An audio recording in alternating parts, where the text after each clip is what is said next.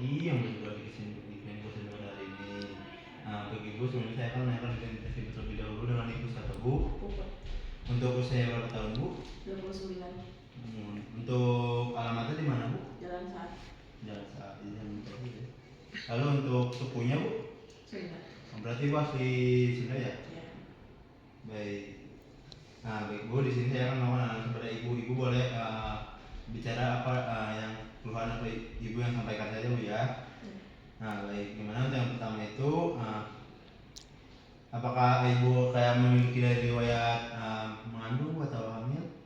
Enggak dok, ini yang pertama kali. Yang pertama kali. Baik. Lalu apakah Ibu kayak ada dari kayak telah menikah Bu? Sudah. Sudah. Baik. Ibu apakah sudah pernah melahirkan Bu? Belum. Belum. Oh, belum pernah Bu ya? Ya. Baik.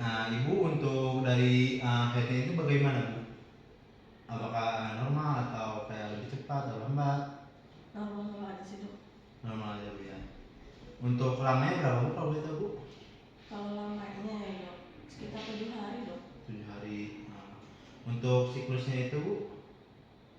Kalau siklusnya normal sih dok. Lalu untuk kapan Ibu ini untuk dari hari pertama atau head terakhir Bu? Hari pertama head tanggal kemarin dok, bulan kemarin tanggal 15. Baik. Baik Bu, untuk Ibu apakah ada kayak seperti dari riwayat dari operasi atau persalinan? Enggak dok. Tidak Bu ya. Kayak dari kayak seperti riwayat kayak jantung atau asma, diabetes? Enggak ada dok. Tidak ada Bu ya. Untuk dari keluarga Ibu apakah ada dari riwayat yang sama Bu? Dari penyakit keluarga seperti kayak turunan atau genetik? Tidak ada Bu ya. Kalau kayak TBC Bu? Enggak ada. Tidak ada. Baik Ibu. Ibu untuk ini hamil yang pertama Bu ya? Iya. Baik Bu, setelah saya melakukan analisis, di sini saya akan melakukan pemeriksaan fisik pada Ibu. Ibu tenang aja Bu, di sini saya ditemani oleh asisten saya, agar Ibu ini tetap nyaman Bu ya. Apa Ibu bersedia Bu? Iya. Baik Ibu, boleh ke meja pemeriksaan ya Bu ya. Iya dok. Wabarakatuh, baik Ibu perkenalkan dengan saya Dr. Zaki. Di sini saya akan melakukan pemeriksaan pada Ibu ya Bu ya. Kalau Ibu bersedia Bu. Baik di sini pemeriksaan ini agak sedikit tidak nyaman, tapi saya akan meminimalisir ketidaknyamannya Bu ya. Tujuannya untuk mengetahui dari kelahiran anak ibunya Bu ya. Baik yang pertama, Ibu boleh untuk membuang air kecilnya terlebih dahulu Bu sebelum melakukan pemeriksaan. Lalu sini saya telah mempersiapkan alat dan bahannya yang telah disediakan. Terus itu saya akan mencuci tangan dengan 6 langkah WHO. Baik, Ibu boleh berbaring ke meja bersama dulu ya. Di sini saya juga ditemani oleh asisten saya agar Ibu lebih rileks. Setelah itu Ibu boleh untuk dengan berbaring dengan meja bersama dengan posisi 30-45 derajat. Setelah itu ditutupi dengan selimut. Yang pertama saya akan melakukan pengukuran dari tinggi pons uteri yang melakukan dengan persiapan dengan pita ukur. Dimana untuk dokter ini saya ini akan berdiri di kanan pasien. Sebelum pemeriksaan pastikan ada ASI uterus.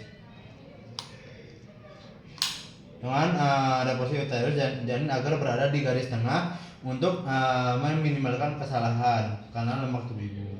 Tunggu ya.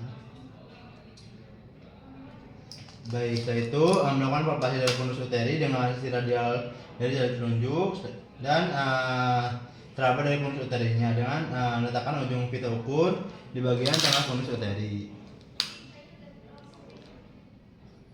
Setelah itu lihat dari angka pita ukurnya, menunjukkan dari tinggi uterusnya. Jika dengan ukuran inci ini, lihat dengan sebaliknya yang menggunakan dari ukuran cm. Setelah itu pemeriksaan ini minimal 2 kali dan diambil rata-ratanya untuk menentukan dari tinggi fundus uterinya.